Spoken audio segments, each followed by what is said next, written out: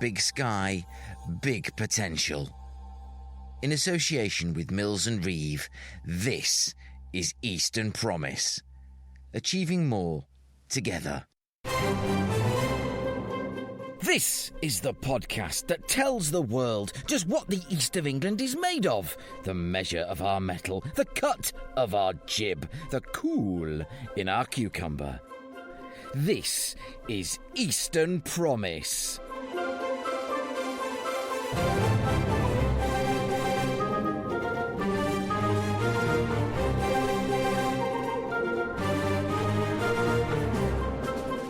I'm Mike Rigby, and this week, welcome to part 2 of our Cambridge Tech-tacular. Last week, we whisked you through the highlights of Innovation Alley, part of Cambridge Tech Week. And now, Eastern Promise brings you the greatest tech double act since R2-D2 and C-3PO. Yes, it's Faye Holland and James Parton of the Cambridge Tech Podcast.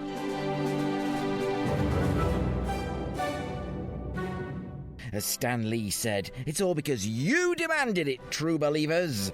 On this week's episode of Eastern Promise.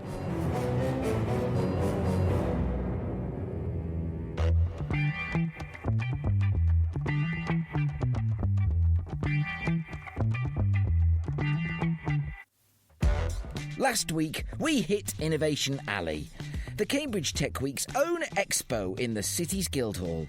And this week, we complete our 2-time tech tale with a peek behind the scenes of the podcast that brings you all the tech news from the Cambridge ecosystem that's fit to speak into a microphone. The Cambridge Tech Podcast!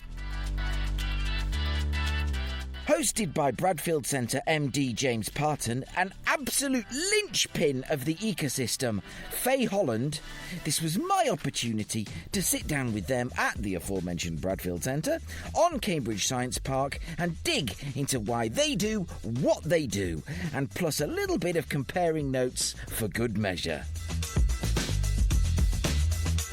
Well, I am here with, I don't think I should, you were used to introducing yourself, why am I introducing you? And what we thought would be fun is, we're here with the two leading lights of the CamTech podcast. And I would like to ask them to introduce each other, and let's see if this works as an experiment. So we're here with Faye Holland and James Parton. Faye, tell me about James, your co-host. Oh, this is great. I love this. This is James Parton. So I've known James for a number of years, and we first met when he took on the role at the Bradfield Centre. And I just knew he was one of those go-to people for all things startup and innovation. And he's basically led the Bradfield Centre and started a whole load of initiatives that support the whole of the ecosystem. So we've just become good friends and started a podcast together because we can talk about that. James asked me and I stupidly said yes. But I would introduce James as very connected, really lovely person who gets things done. James, you're in the really enviable spot now. You're like a married man giving a best man speech at a wedding, in that you can't get you back. Okay, so Faye. So yeah, I mean, as Faye said, we've known each other a long time now. Faye has always been a huge supporter of the community, very much a role model in terms of paying it forward. She does too much work in terms of supporting early stage companies. Built Cofinitiv into something amazing. 21 to Watch, obviously, is well recognised now in the region as being, one of the leading startup competitions. And was it last year you got the opportunity to join Cambridge Management Consulting? How long ago was that now? Well, it was effective from January the 1st this year. So January the 1st? Yeah, it's still very new. Yeah. So an exited founder. Yes, Congratulations. one could say that. Thank you. That was literally, that was a really good intro. I kind of feel like I should redo mine now, but I'm not going to because, that'd be a bit weird. But hey, thanks, James. Yeah, there you go. That's nice. Fantastic. Well, there you go. Well, I've been wanting, like I said, we've been wanting to do this for ages because you've every kind of event that's been on in Cambridge. There's been a CamTech podcast special about it. So we'll start with Faye and then we'll go on to James. Faye, what is the origin story, the genesis of the CamTech podcast? Well, that was James's fault, basically. So James used to run with Adelina the Bradfield Centre podcast. And when that came to its natural conclusion, James obviously loved doing podcasts so much he wanted to carry on doing them. And he went, let's make it broader. Let's make it more about Cambridge and the tech ecosystem. So I'm not too sure actually how many people he asked before me. Yeah, but we had a little. Hey, did you? Of course I did. We had a little chat actually just outside this collab room, and he said to me, "What do you think?" And I said to him, if I'm going to do anything, we've got to do it properly. So this is a serious commitment, and we're going to go, fully branded up, do this really well. To which James thought that was a good idea too. And we just got started, and we've loved it ever since, shall I say? We have. What's your take on that? No, that is pretty much it, yeah. The original podcast was, as you say, was for the Bradfield Centre, because during the lockdown, when everyone was dispersed from outside the building, I wanted to maintain that sense of a community and connecting, staying in contact with the membership and also giving them a bit of a platform in terms of talking about what they do.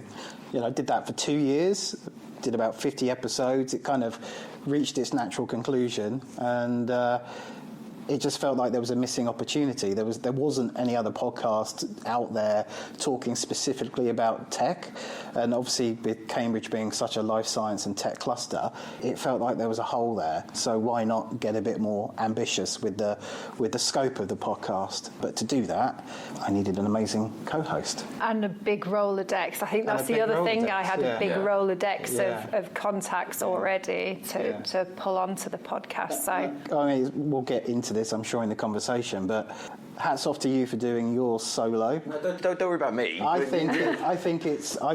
always feel more comfortable in a partnership as a co-host, and I enjoy the bouncing off of each other, and we both bring a slightly different perspective to it, I think. Yeah, that's a really interesting point, because sometimes when you're solo, obviously the bouncing varies depending on to whom you're speaking, and you guys have always got each other, that angle, that dynamic. I like listening to podcasts when I pull up with a sense of envy. I get to the end and I think, wish I'd done that.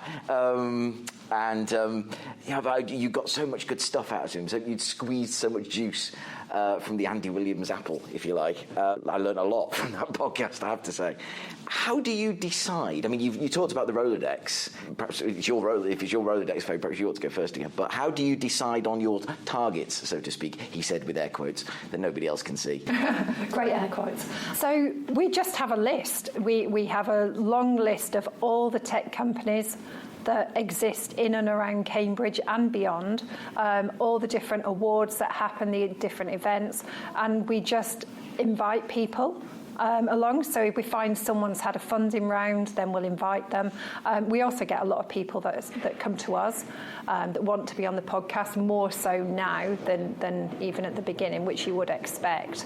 And it's basically just, how can I say, it's a free-for-all. It's literally, we invite who we think is interesting, and they book on. And it's as simple as that, really, The challenge is trying to keep it fresh. I mean, we follow a fairly standard format, a news section and then a long-form interview, but we try to mix it up in terms of talking to the founders, talking to, the enablers, people working in the ecosystem, like the university, the accelerators, the funders, the VCs. Yeah.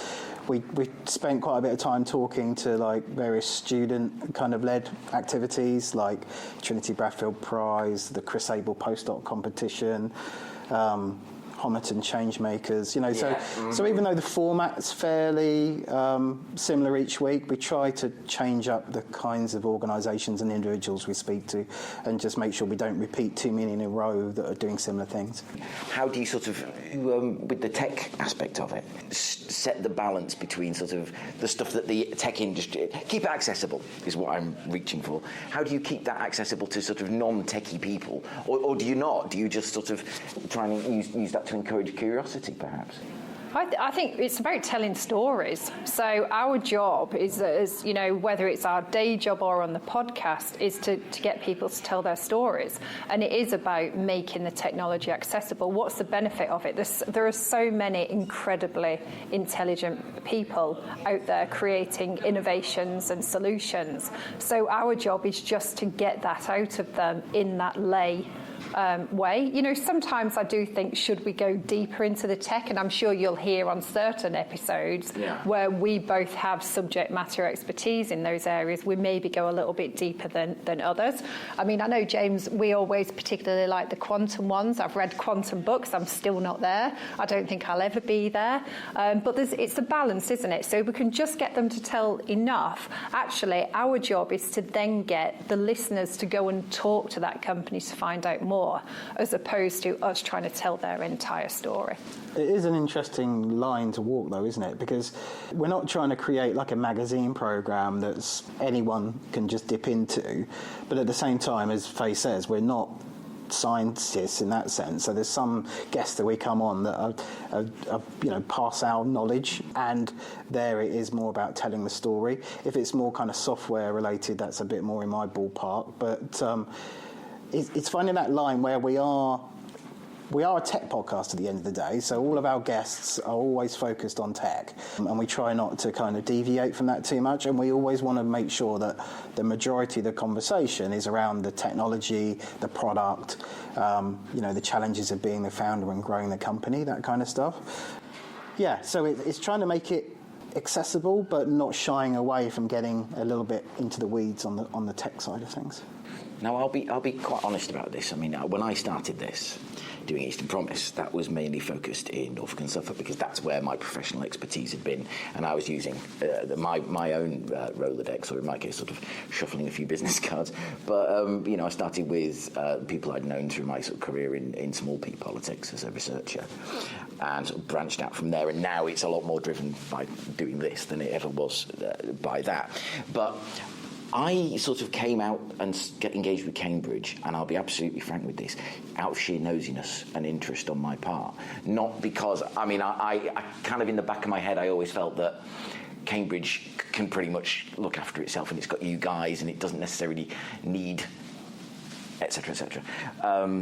But I was just curious, and I wanted to. It sort of felt like somewhere that I wanted to get involved in. I wanted to nose around, and I wanted to get to know stuff.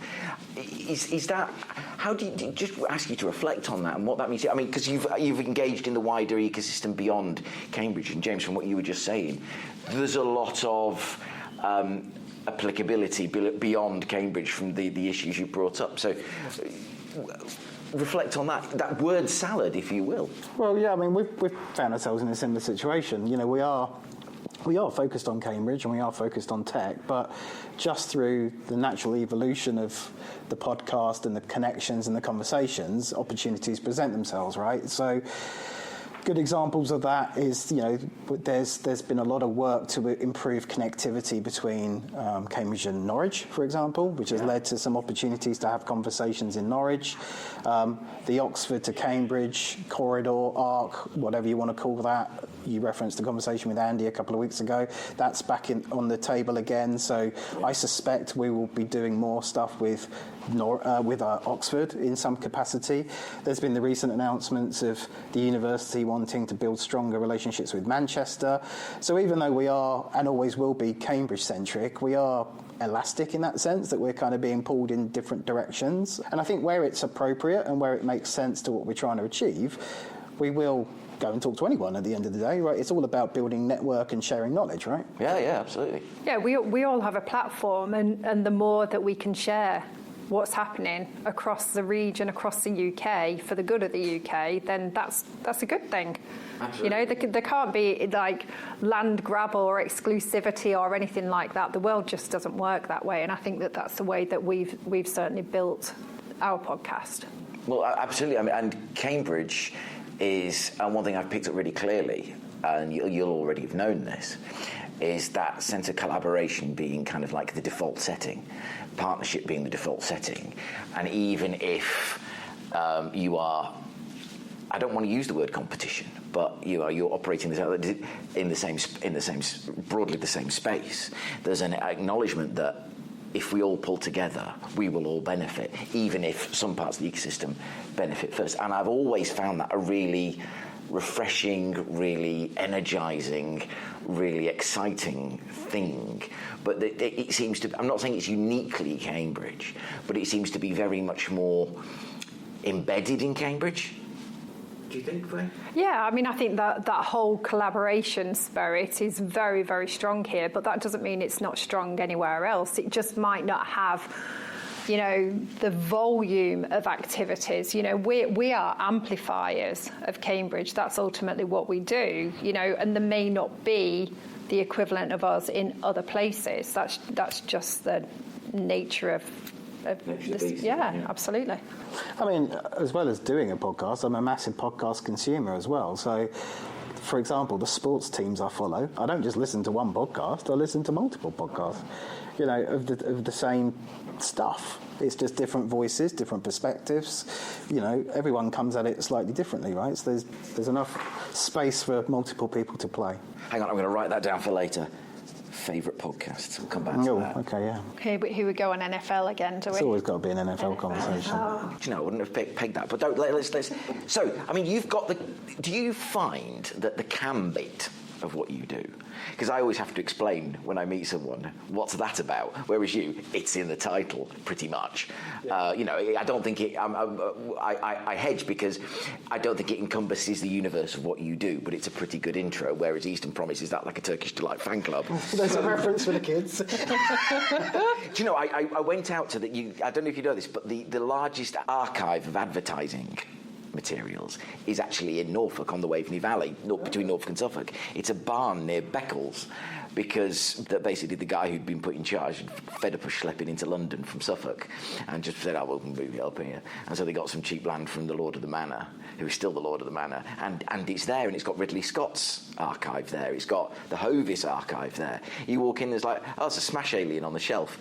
Okay. And what they did was, when I visited, they got out all the Fry's Turkish Delight adverts with the Eastern, Eastern Promise. So I was like, thank you very much. That's very nice. But yeah, so to what extent do you find that cam bit it drives engagement with you? You're Cambridge. We must get involved in Cambridge. Lovely Cambridge. I don't know. I mean, I just reflecting on the name, we did spend quite a bit of time thinking about it, didn't we? And I think it was always important to be really upfront and specific and focus on something. And because we both work in tech and that's our background, tech, it was always going to be tech. So, for example, we don't really touch too much on the life sciences side of Cambridge. I mean, there is crossover occasionally, especially with, AI and data science and stuff like that. But in the main, we're very focused on what we talk about. The geographical bit, as we talked about, is a little bit elastic, but we never really stray away from the tech theme, do we? So I think it was always important. So in some ways that's a benefit because it's super clear what we talk about. But on the negative side, it potentially limits our audience because if you're not interested in tech, you're not going to listen to the podcast. But I think we're comfortable with that. Yeah, that's what everything has to have a purpose. You have to know what you're there for. And our purpose was, what can we do? Cambridge is such a brilliant place. We know so many people, and what can we do to amplify? And I'll keep saying it because that's what we do. We amplify these stories, and that's what we wanted to do. That was our motivation. It wasn't to go global and dominate or anything like that. It was literally just keep telling the stories, keep Cambridge on the map, get government to focus on the area, keep that investment in just in our own little way. If we can help to keep doing that, then that's a good thing. So we've got Cambridge Wide Open Week coming up, which has sort of evolved since it started a couple of years back. And then in September, Cambridge Tech Week. How much of your sort of year of programming is sort of built around those events, particularly Cambridge Tech Week? Because obviously that seems like sort of tailor-made for you to be kind of the central voice, which you are brilliantly. I remember seeing you doing sort of interviews from Cambridge Union in that, I think it must have been, it seemed like it. you want to take that one first? Yeah, so we do. We have a couple of episodes, like dedicated episodes for each of them. Maybe one I think we've done one this year for Cambridge Wide Open Week with Prashant. We've already done one with Michaela for Cambridge Tech Week, and there will be another one as the programme starts to develop. But actually what we'll do is, rather than just talking about, hey, here's a week and here's all the things that are happening, we'll get the people that are talking at it to come onto the podcast, so that you're kind of doing the pre-build for it. So I would expect quite a lot. And then we have the news segment, so there's an awful lot of news updates. I think, a couple of weeks ago we were talking about Tech Futures. The next episode we're going to be talking about the pitching event. So actually it becomes, rather than you're trying to fit things into a schedule, it just becomes part of the activities. So we're always talking about those two, or it might be other pitching competitions or funding that's available or things like that. Yeah, I think the format of our podcast has changed since Tech Week has been around. So in the first year or so, we didn't have the new segment of the podcast. It was just an interview. So having that news section allows us to talk about things with a regular cadence without dedicating an entire episode to it.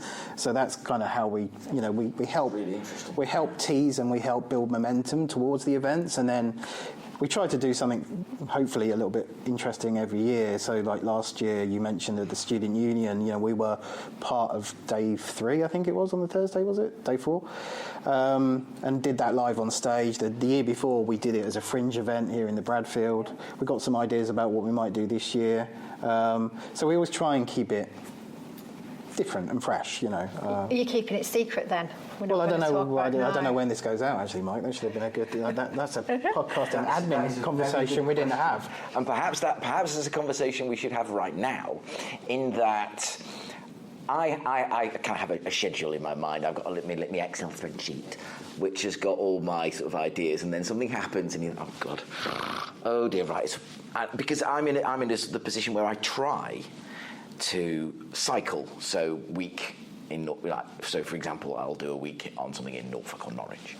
I'm out in Kings Lynn fairly soon to talk about the festival. And then I sort of have Cambridge, and then I'll go into Suffolk, and then usually I'll get back at Cambridge again, because Cambridge is usually what gets my biggest hits, as it were, draw my biggest audience.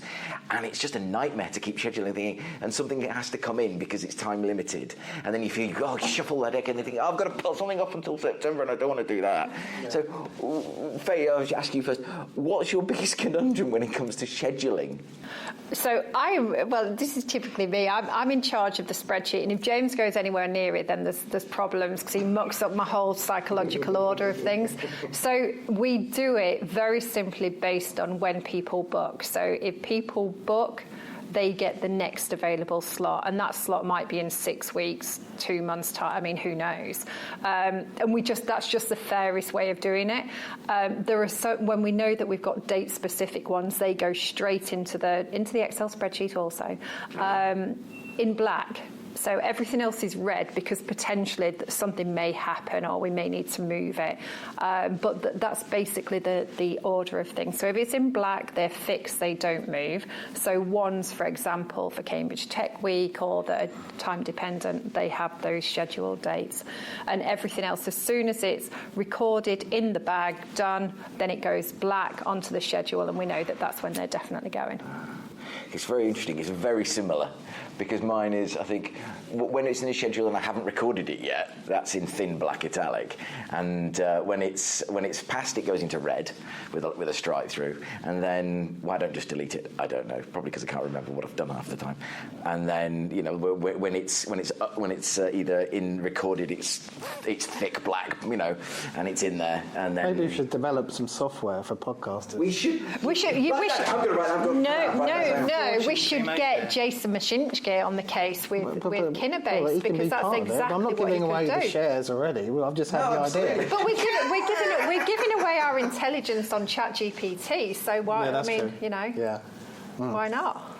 Oh yes, I got an email saying, do you know you can use AI to make podcasts now? And there was like, what are you saying to me? And you think an algorithm could probably do it better. And to be fair, an algorithm probably could.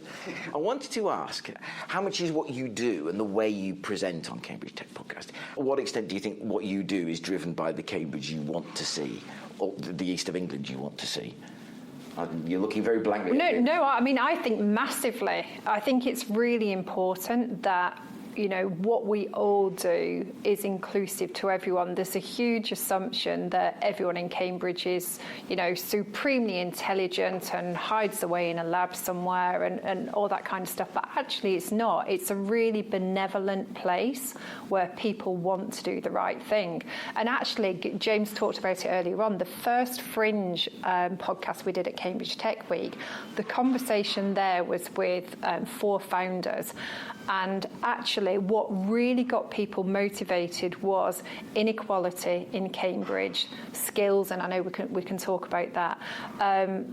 And those are the things that actually, as human beings, we can develop amazing tech, we can change things, we can improve things, but we're all human beings. So what can we actually do to take people along on a journey with us?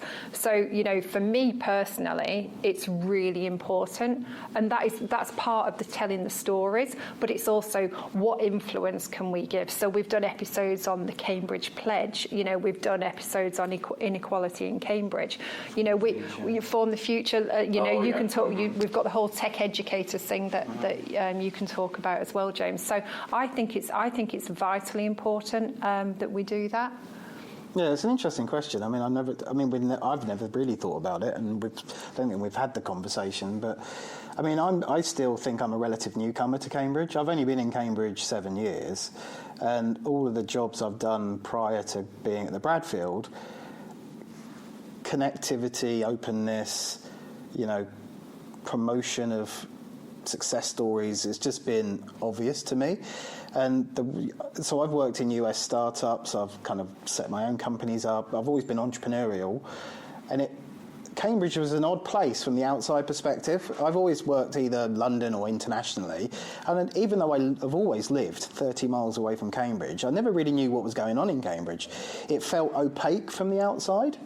It does, doesn't it? Yeah.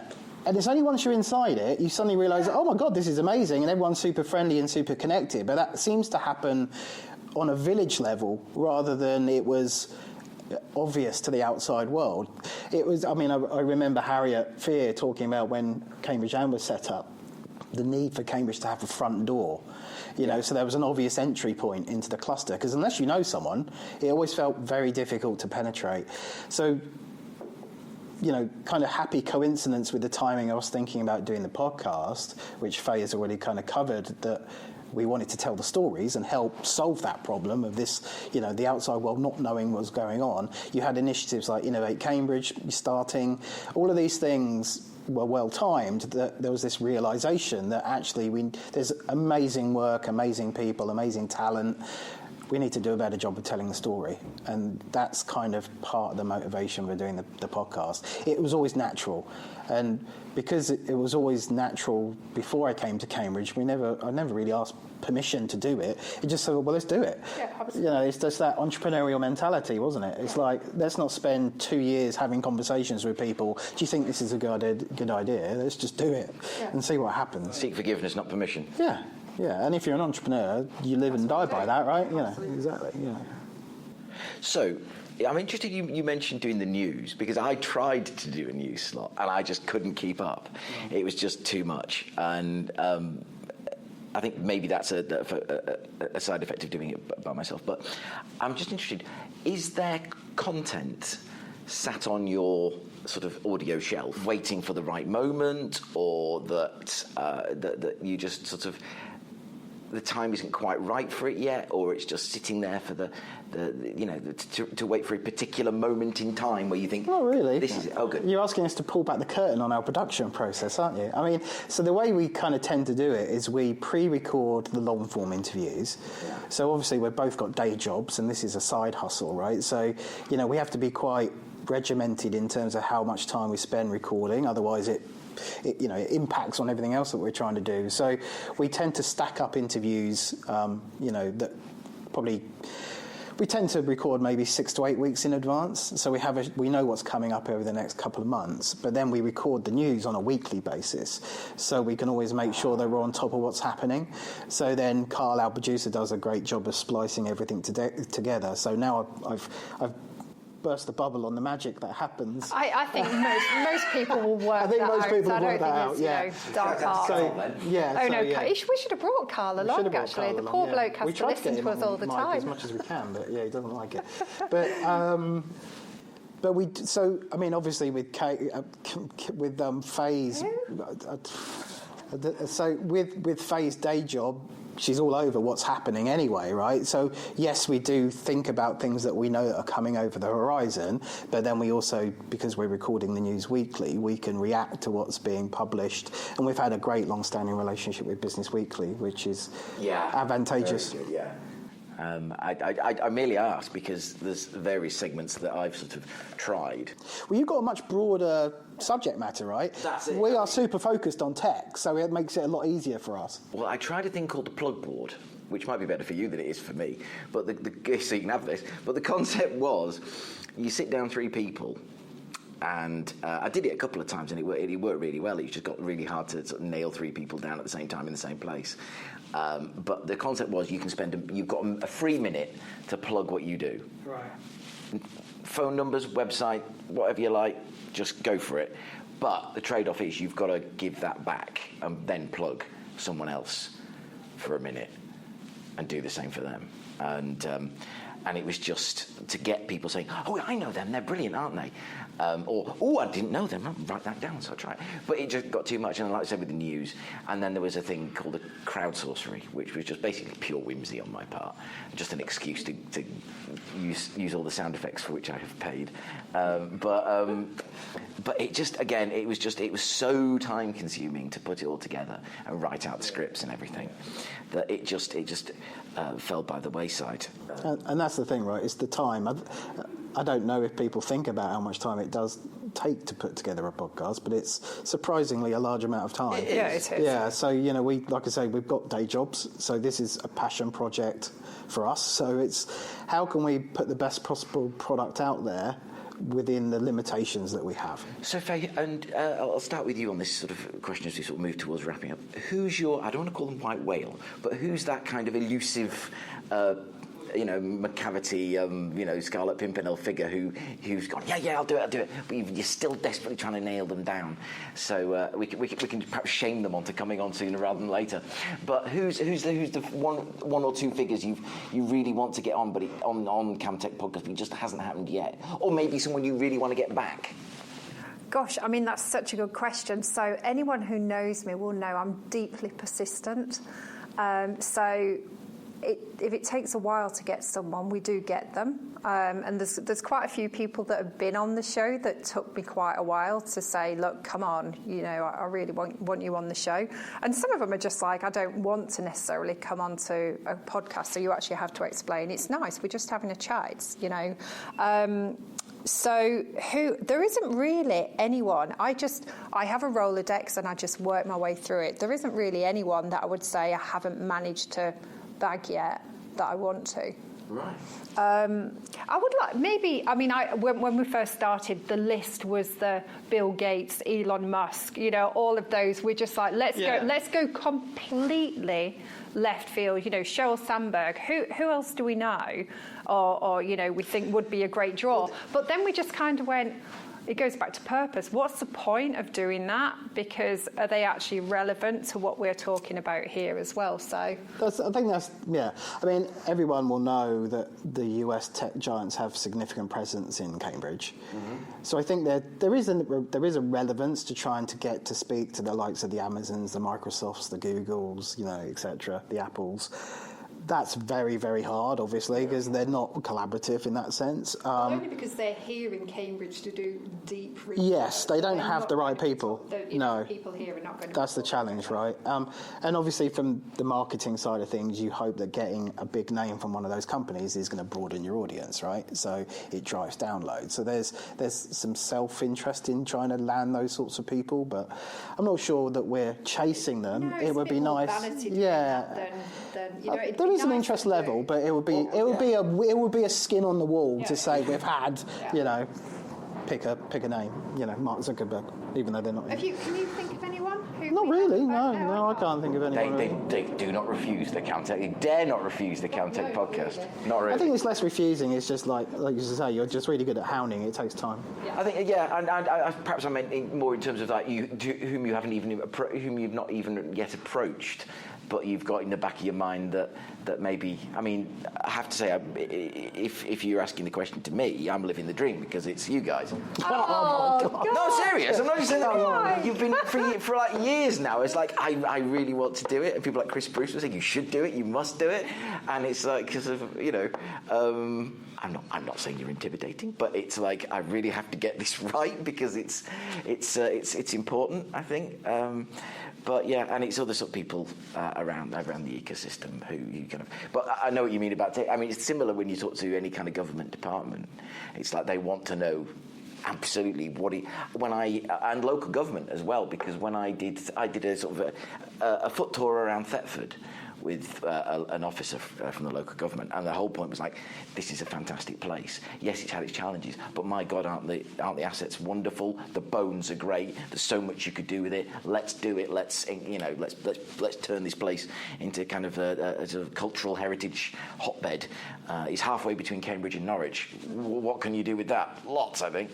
But I had to basically swear on my daughter's life that I would not be mean about Thetford. It's like, why would I wreck my entire brand of being, as Andy Williams put it, hopeless positivity? I wasn't quite sure about the hopeless, but hopeless positivity when by just going, well, that bit's not, why do that? Because it's soul destroying to sort of be negative about it. Exactly. Why would you want to? No, I mean that doesn't. That's certainly what we're not about that either, are we? I mean, no, you're not. I know you're not. It's hard enough out there. You don't need to be. I mean, there are lots of people who run careers on being very critical. But we're also not journalists. I think. Absolutely, that's what I keep saying. I think maybe press trained, especially corporate executives or maybe government, are so used to dealing with the media, who they suspect have an ulterior motive or an agenda.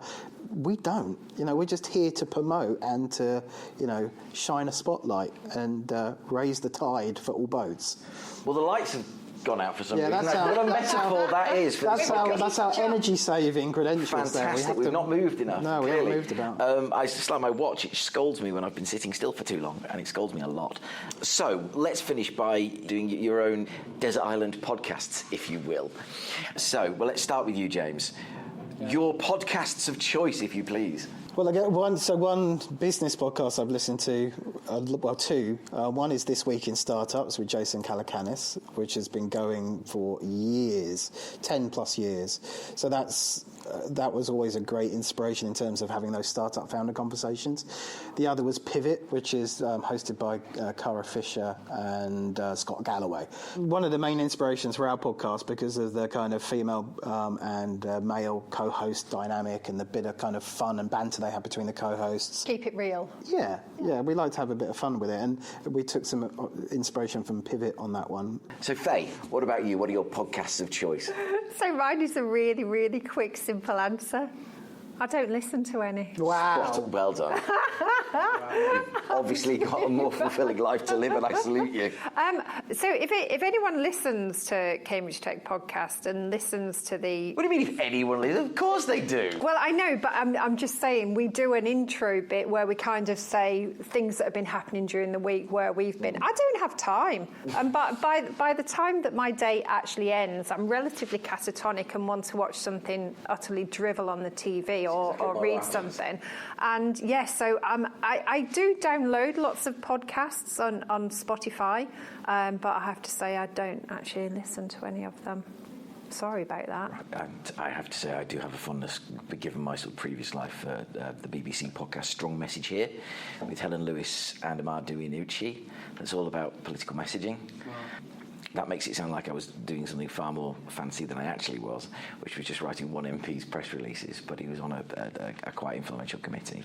So, and the chair of the committee wasn't that bothered about the media, so we were able to hoover up on my metaphor muscle got tested to the max on that one.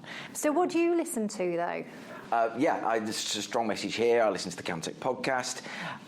Particularly, that's why I really enjoyed the Andy Williams one, because I was really dug into the thoughts behind the supercluster arc, and he was just really sort of engaged with him really, really nicely.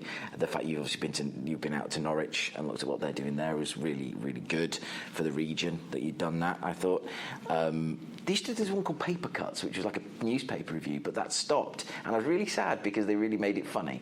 But yeah, and I sort of, there's one called Oh God, What Now, which is sort of a kind of slightly lefty-leaning look at the current thing, but I find it too depressing, so I don't listen that often. But it's usually when I'm washing up or putting the washing on the line. That's when I'm usually listening to podcasts.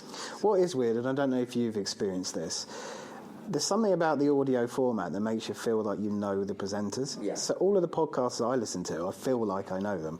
And it's starting to happen now where we bump into people and they just start a conversation about something they've heard. And it's like, oh my God, how do you know this? And then, do you know what? I do exactly the same. You don't realise, you don't make the listened? connection. Yeah, you don't realise it's flipped the other way and actually they're listening to you. It's such a weird thing. I never believe anyone. No, it is a bit weird. Yeah. So, again, because we are quite focused on tech and being in somewhere like the Bradfield on a daily basis, you just bump into people all the time going, oh my God, I love last week's episode, or we must come on, and it's just like, it's weird to have that real life experience of something that you're doing like digitally. They start talking to you like they know. Yeah, and I'm terrible with names and faces, and I'm standing there for ages going, right, who are you? I love it. And then they eventually say, oh no, I just heard you on the podcast, and you're like, oh. Crikey. I mean, one of the great stories. We're probably running out of time, but one of the great stories is one of our companies based here, Cambridge Future Tech. Owen came down and said, thank you for the podcast. I went, why? They said, we've just hired the best candidate we've seen in ages because she listened to the podcast interview you did with me and had all of the background on the company and came in and had a really meaningful conversation. That is lovely. It's like that you don't really plan for. to know you've had that impact. Yeah. I mean, you've had a real world consequence. That must be so. Yeah, it is. We've had people that have got funding on the back of it, so they've had people ring them and say we're interested in your group. We've had others. I mean, I know Sheila Kassane, Boutros Bear hired people, so we've got loads of little sound bites. We need to do a better job of actually writing them down, because you forget, don't you? Yeah. But yeah, it is weird, but really nice. If you ever get the chance before they demolish it, and I don't know how they're going to do this, but the next time you're on the Norwich Research Park, go and see the break room ceiling in the Sainsbury laboratory, because they've got your standard sort of 70s, 80s tiles on the roof, but they're covered in dents, and each dent is signed. And when they make a discovery, they take the champagne into the break room, pop the cork, dents the ceiling, they sign the dent, and it's covered. And it's like, it's the boat for someone like me who isn't a scientist or in any sense techie, it's the most beautiful representation of the impact they're having. Yeah. And I hope they find a way to keep it when they build the new building, which it's an immense thing. And a moment in time as well, isn't it? It's such a nice thing. Yeah. So, last question. What is the first thing you say when you push the stop button and the interview's over and you're free and clear? Well, first of all, I have to check to see if Faye hasn't fallen off a chair, because that's happened a number of times. But normally it's just checking with the guest if we covered everything you wanted to cover, because it's about them, right? It's about making sure they get across what they want to get across. And if they haven't, there's always that opportunity to go back and do some magic editing. And the frustrating thing about that sometimes is they'll say something that you're like, oh, why didn't we record that bit? Yeah. So it's like the post-conversation. So you have the pre-conversation, then the recording, and the post-conversation is sometimes like when you go, I really wanted to ask you that. I wasn't sure whether. Do you know what I mean? So that's when you get a lot of the really meaty stuff as well. My father-in-law, when I worked with him, and I miss him doing this because he oftentimes would say he'd stopped and he hadn't, just in case that happened. Wow. But in a minute, I'm going to ask you, was that all right? So prepare yourselves because I'm now going to say, well, I don't know what I'm going to do after this. This is like one of my big goals has been achieved for the Eastern Promise. One of my sort of most hopeful guests is here in front of me. We have now concluded our interview. Faye Holland, James Parton, one absolute delight. It's absolutely matched up to expectations and more so. Thank you ever so much for being on Eastern Promise. All power to the Camtech podcast. Please, thanks for having us. Please listen. They're far more informative than my dribble. So please take a listen and explore the Cambridge tech ecosystem and beyond. Thank you ever so much, guys. It's been a pleasure. Now, I won't lie. Recording this episode was a bit of an ambition for me, and I'm hugely grateful to Faye Holland and James Parton for, well, humouring me. I think I can speak for them when I say we hope you enjoyed it too. You can find the most recent episode of the Cambridge Tech Podcast at the link in the show notes to this podcast.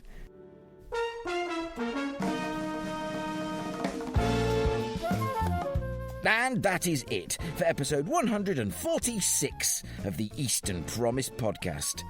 And the first 6-week block of our 2025-26 season.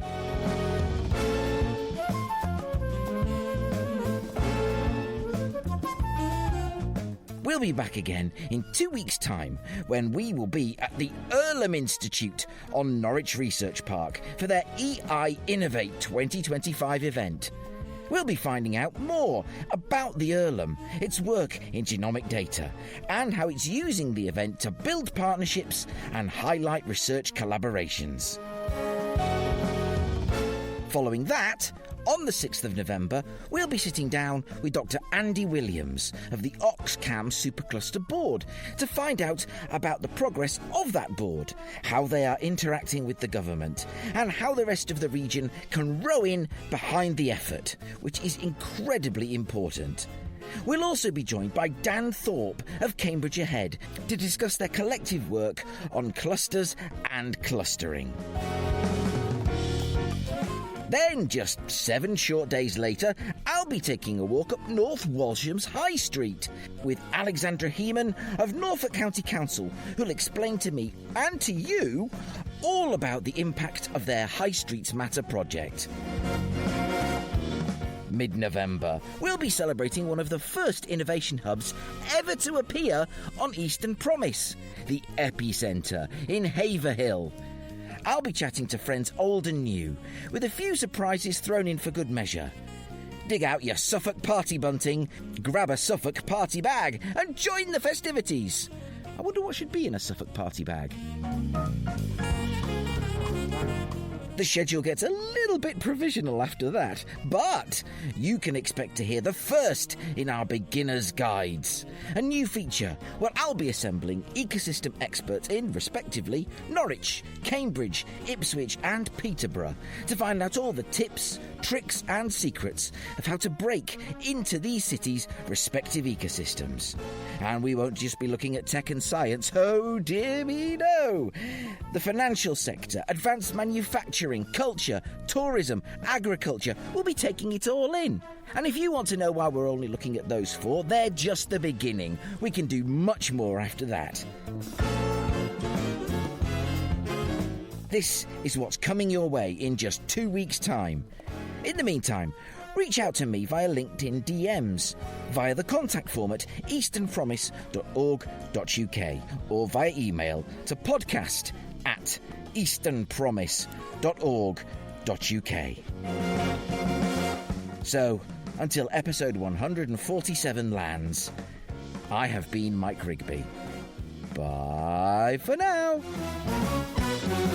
To hear other episodes of the Eastern Promise podcast and to find out more about what we do, go to our website at easternpromise.org.uk.